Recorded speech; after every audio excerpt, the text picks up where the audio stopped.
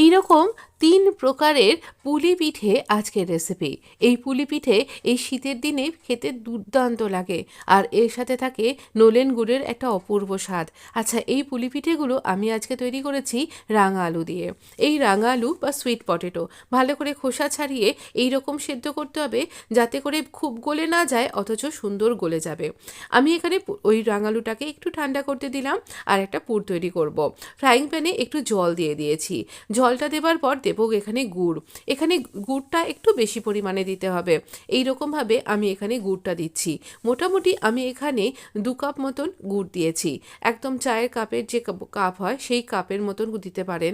আমি এখানে কোটো থেকে হাতা চামচে করে তুলে তুলে দিচ্ছি, এই জন্য এরকম দেখতে লাগছে। এটা খেজুর গুড়, এটা আখের গুড় নয়, এটা খেজুর গুড়। আর এই খেজুর গুড়টা খেতে অপূর্ব লাগে। একে আপনি নলেন গুঁড়ো বলতে পারেন। জলেরটা দেওয়া এই কারণে যাতে গুড়টা ফ্রাইং প্যানে আটকে চিটচিটে না হয়ে গিয়ে পুড়ে না যায়।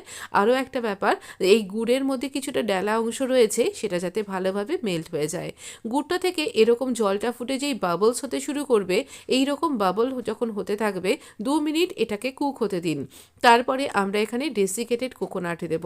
যতটা আমরা এখানে যেমন ধরুন 2 কাপ গুড় দিয়েছি, তো আমি এখানে 2 কাপ এখানে কিন্তু ডেসিকেটেড কোকোনাটটা দেব। এটা পুরো যখন তৈরি হবে পুরো নারকোলের সন্দেশের মতন খেতে লাগবে। আপনি একদম পুর ছাড়া এমনি মিষ্টি হিসাবেও কিন্তু এটাকে ট্রাই করতে পারেন।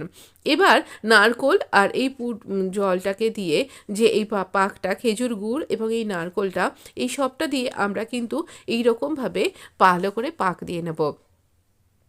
যে নতুন নারকোলকে ফাটিয়ে তাকে বার করে নিয়ে করার থেকে আমার মনে হয়েছে ডেসিকেটেড কোকোনাট দিয়ে করলে ব্যাপারটা অনেকটা ইজি হয়ে যায়, আর আমাদের এই অনেক রকম কাজের মধ্যে অনেকখানি তাড়াতাড়ি সময়টাও বেঁচে যায়।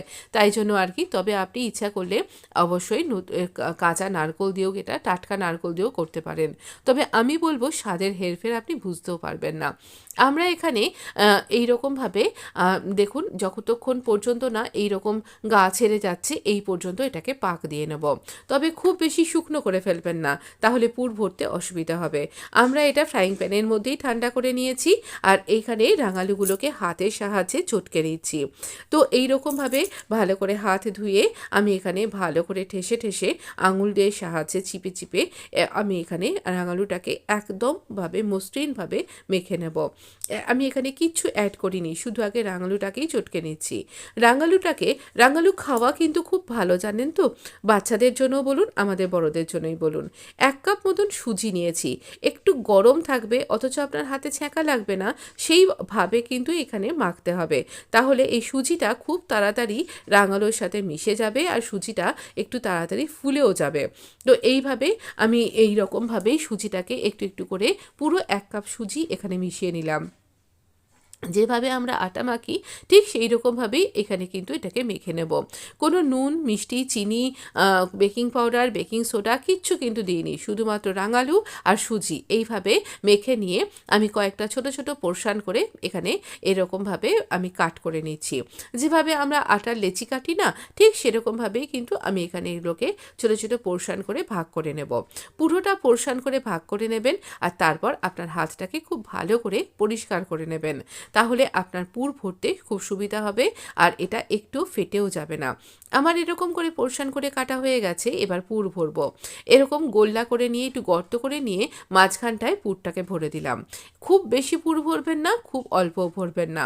এই রকমভাবে মাকুর শেপ করে, পুলির পিঠের যেরকম শেপ হয় সেই রকম করে একটা শেপ করে দেব। এই মাঝখানটা মোটা থাকবে, দুটো দিকটা সরু থাকবে। তো এইভাবে আমরা পুলি পিঠেগুলোকে গড়ে নেব। সমস্ত পোরশনটাতেই আমরা এরকমভাবেই একই রকমভাবে পুলিটাকে গড়ব। মানে একই রাঙালু, একই ডো, কিন্তু পিঠে তৈরি হবে 3 রকমের। কি করে তৈরি করব চলুন পুরোটাই দেখাচ্ছি। তো এইভাবে আমরা একই রকম করে সব কটা পুলিকে গড়ে নিলাম। কড়াইতে একটুখানি জল দিয়ে দিলাম। জলটা কড়াইটা গরম হয়ে তারপর জল দিচ্ছি। 2 কাপ মতন আগে থেকে জাল দিয়ে একটু ঘন করে রাখা দুধ দিয়ে দিলাম। দুধটা যেই ফুটে উঠবে তারপরে দেব গুড়। এই এটা কিন্তু একদম খেজুর গুড়, আর যেরকম গুড় আমি নাড়ুটা তৈরি করতে আমি তৈরি করেছিলাম, সেই গুড়টাই কিন্তু এখানে আমি ব্যবহার করেছি। এখানে 1 কাপ মতন গুড় আমি ব্যবহার করেছি। 2 কাপ দুধ, 1 কাপ এখানে গুড়টা যখন অ্যাড করবেন তখন অবশ্যই ফ্লেমটা কমিয়ে দেবেন। তবে তার আগে একটুখানি টেস্ট করেও দেখে নেবেন দুধটা দেবার আগে যে আপনার দুধটা কেটে যাচ্ছে না তো। যদি কেটে না যায় তাহলেই ব্যবহার করবেন, কারণ এটা দিয়ে আমি আগে অনেক দিন করেছি, সেই গুড়টাই আমি এখানে ব্যবহার করলাম। এবার আবার আমরা গুড়টা গলে গেলে হাই ফ্লেম করে দেব। আর যখন টকবক করে দুধটা ফুটছে সেই সময় 1 বাই 1 সবকটা একসাথে দেবেন না। আমি কিন্তু এখানে এই দুধের এই যে পুলিগুলো পাকালাম সেই পুলিগুলো দেব, সবটা দেব না, কিছুটা বাঁচিয়ে রাখবো। তবে ম্যাক্সিমামটাই দিয়েছি, কারণ আমার বাড়িতে এই পুলিটা খেতে সবাই খুব ভালোবাসে আর প্রত্যেক বছর আমাকে এটা বানাতে হয়ই হয়। তো এই রকমভাবে আমি পুলিগুলো দেব। আর এটা টকবক করে ফুটবে, মোটামুটি 15 মিনিট মতন ফুটবে, তাতে দুধটাও অনেকটা ঘন হয়ে যাবে আর এখানে পুলিগুলোও শক্ত হয়ে গিয়ে আরও বেশি ফুলে যাবে। সুজি আর এই যে রয়েছে আমাদের, সুজি তো অবশ্যই ফুলে যায়, আর যেহেতু এই রাঙালুর সাথে রয়েছে এটা ফেটেও যাবে না অথচ ফুলেও যাবে, অনেকখানি ফুলে বড় হয়ে যাবে। তবে আপনি সামনেই থাকবেন, 15 মিনিট চালিয়ে দিয়ে চলে যাবেন না, কারণ এটা উতলে যেতে পারে বা এটা লেগে যেতে পারে বা দুধটা কমেও যেতে পারে, তাই খেয়াল রাখতে হবে আপনাকে টানাটাই। তলাটা থেকে 5 মিনিট হয়ে যাবার পর এটা শক্ত হয়ে যাবে, তখন আপনি অনায়াসে তলাটা নাড়তে পারবেন আর দেখবেন এটা তৈরি হয়ে গেছে। আরেকটা কড়াইতে আমি এখানে অন করে দিয়েছি, 2 চামচ তেল দেব। আপনি কিন্তু এটা ঘি দিয়ে ভাজবেন, ঘি দিয়ে ভাজলে এটা খেতে অপূর্ব লাগবে। আমি যেহেতু ঘি খাই না সেজন্য আমি কিন্তু ঘি দিলাম না। এখানে তেলে আমি এরকমভাবে এটাকে ভেজে নেব, একদম না পান্তুয়া যেরকম খেতে লাগে ঠিক সেরকম খেতে লাগবে এটা, আর ভীষণ সুন্দর খেতে লাগে। আমি ভেবেছিলাম সবাই শুধু দুধ পুলিটাই খেতে ভালোবাসে, না, এটা খেতে দেখছি বেশি ভালোবাসছে। এটা আমাকে আবার বানাতে হবে, আবার যখন বানাবো তখন আবার আপনাকে শেয়ার করব একটু অন্য পদ্ধতিতে। আমরা এই রকম রং ধরে যাবে এই রকমভাবে কিন্তু ভেজে নেব। এই ভাজাটা চায়ের সাথে টা হিসাবে খেতে দুর্দান্ত লাগে।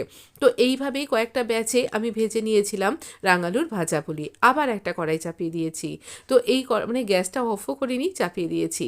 এর মধ্যে দেব একটুখানি জল, মানে খুব সামান্য 1 চামচ মতন। তারপরে দেব 2 টেবিল চামচ পরিমাণ আমি এখানে গুড়, ওই গুড়টাই কিন্তু ব্যবহার করেছি। এই গুড়টা দিয়ে ভালো করে নাড়াচাড়া করব, হাই ফ্লেমে রাখবো।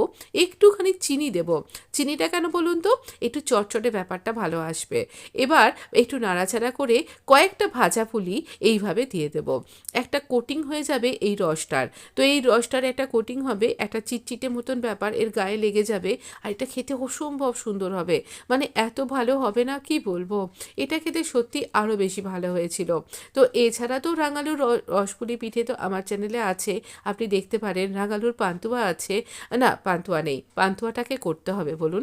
আমি নিজেরা পান্তুয়া খেতে ভীষণ ভালোবাসি, আর এইটা খেতে ঠিক পান্তুয়ার মতোই হয়েছিল। একটু সার্ভ করে দিই, এটা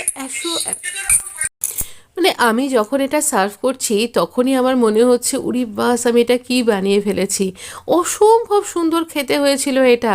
আর আমার বাড়ির লোক কি বললো বলুন তো, যেহেতু এটা কম হয়েছিল আর দুধ পুলিটাই বেশি হয়েছিল, দুধ পুলি তো খেয়ে নিল আনন্দ করে, আর তারপর বলছে এটা আর নেই, মানে ভাবতেই পারছে না যেটা আর নেই, মানে বুঝতে পারছেন আবার আমাকে বানাতে হবে।